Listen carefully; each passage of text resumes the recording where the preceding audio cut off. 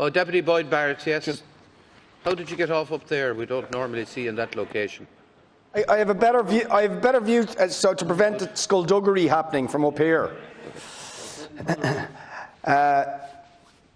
Yeah, I just want to respond to the Minister as well. I mean, to be honest, I don't know what he's talking about when he suggests that this is a comprehensive bill to protect tenants.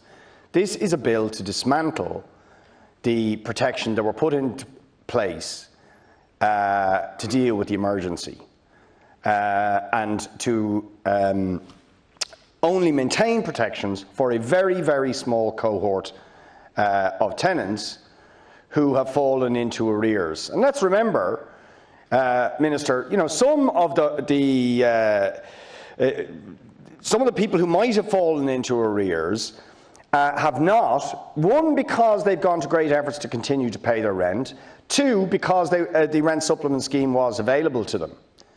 Okay, so actually not that many people have fallen into arrears.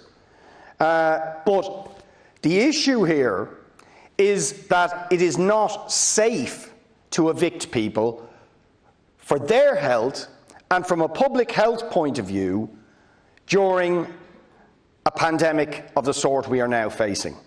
That is the problem. And you're not addressing that point, which was made repeatedly at second stage, and you're not addressing it in your response now.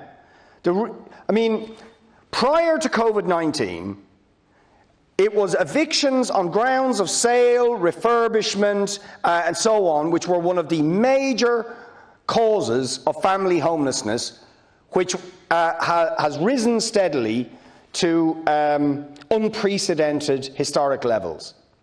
And it was a shame and a scandal, and indeed a shame and a scandal that you, among others, regularly got up and decried the last government for. But now, with the passage of this bill, you are allowing a return to the situation where people will be evicted for those same reasons that have led to record numbers of people homeless, but you will have compounded the awfulness and unacceptability of that with something even worse, because now you will not just be opening the door for people to be made homeless again, but you will do it in a situation where being homeless very substantially risks the health and life, Minister, of people who may be made evicted in that situation. Because many of those people will be put into shared accommodation, homeless accommodation, much of it very unsuitable, where the likelihood of infection by COVID-19 is much greater than it would be if they're in their own home. That's what you are doing. You're risking people's health, vulnerable people's health. You are risking the whole of the wider public health by doing that. Because as we know, when a few people get infected, the possibility of wider infection.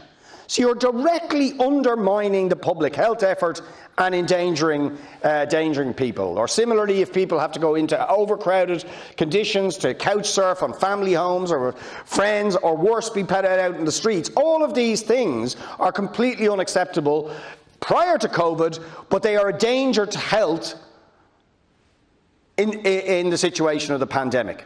So I do not know how you can justify it. I really, really do not. And you will have a lot on your conscience if we're faced with a second wave and infection rates begin to rise. It will be precisely, among others, the cohort of people who can now potentially be evicted, who will be really vulnerable to a second wave of COVID-19. And that is shameful, Minister, and you've not addressed that. You are opening the door to it.